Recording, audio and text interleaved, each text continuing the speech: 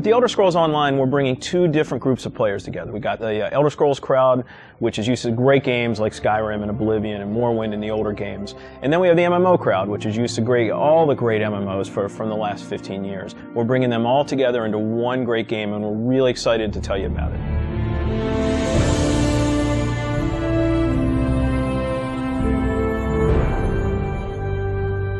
Elder Scrolls Online, everything you need to know about it is right in the name. It's Elder Scrolls, but it's online.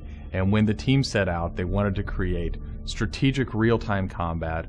We wanted to create a lot of world immersion. We wanted to create a landscape that was rewarded exploration. But all of that had to be brought together with really great social systems. So Elder Scrolls Online, it's set 1,000 years before Skyrim. And not only is it 1,000 years before Skyrim, but it draws on all the legends and everything that you've read about in the books that you find in Elder Scrolls games. So we've got 20 years of lore to draw upon. We made sure that Morrowind, Cyrodiil, and Skyrim feel like they do in Elder Scrolls 3, 4, and 5. The art style is right in line with those titles. Now you can explore all of Tamriel. You can return to places that you've seen before, and you can explore new places that you've never been.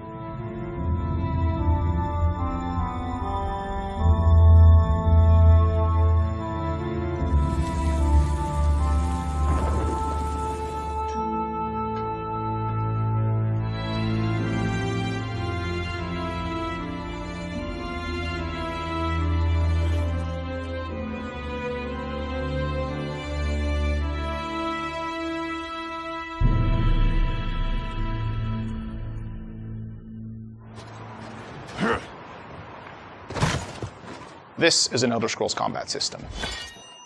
Moving your mouse will make you look around and aim your weapon.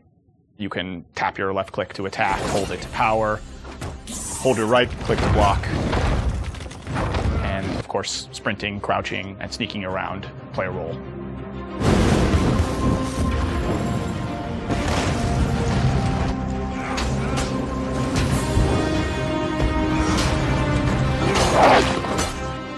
All of our characters are designed so that hundreds of them can be on screen at one time. You're going to have lots of customization options to make your character look unique. You'll find Dwarven armors, Daedric armors, Elven armors, basically all the types of armor styles and customization options that you expect from an Elder Scrolls game and the Elder Scrolls lore. By far the worst experience of any online game is at its launch when you're trying to find your friends. You can't find people, you create a character on one shard and then you find out everyone else is on another shard and you have to move. That experience is not good.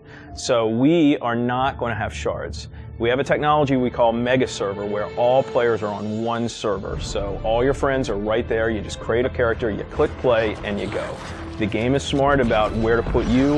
It puts you in game spaces with your friends, with your guildmates. It's a way to be connected with everyone and the game figures out where to put you. So with Elder Scrolls Online, one of the big things is that you'll be able to get together with your friends and overcome obstacles. So things like public dungeons, heroic dungeons, but most importantly, when you participate with your friends or even just with strangers, you're not competing for resources. You're all working together to overcome something and you get equal credit for that. As a player, you're able to start off by picking one of 9 races. You'll be able to pick a class, so that's just the start though. From there, all of the choices you make with quests, all of the choices you make in which abilities you choose, which weapons you use, which armor you use, really help make your character stand out in the world. The basis for the customization system in Elder Scrolls Online is that you can use whatever weapon or armor type you actually want to use. You can play as a heavy armor character who's a tank with bow, or you can play as a mage who uses a two-handed weapon, or you can play as a sneaky guy who runs around healing people. The combination that you selected out of what armor type you use, what weapon type you use, and what class you use really creates a unique character experience for you. one of the things you're going to be able to do that's going to make you stand out is you have perks. For instance, perks allow you to become a werewolf or a vampire or maybe even have special pets. But it's not just about that. There are other things like how you increase your stamina, how you increase your magic, or how you increase your health that really take you from your initial class choice, and it makes you stand out because you're saying these are the things that are important to me. This is the way I want to play. This is the role I want to take in combat.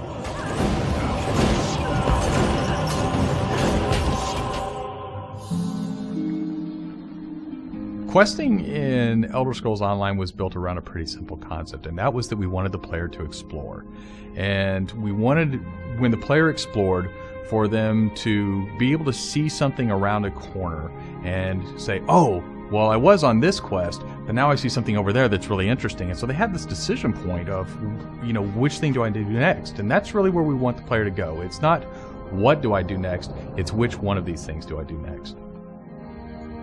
The way a player finds quests in our game is really through exploration. As they wander around the world, we have an on-screen compass, and that really points out the areas of opportunity or points of interest to the player. When the player finds a point of interest in the world, this is really where all of our story content is. And they're an opportunity for the player to make a change in the world. And a really good example of that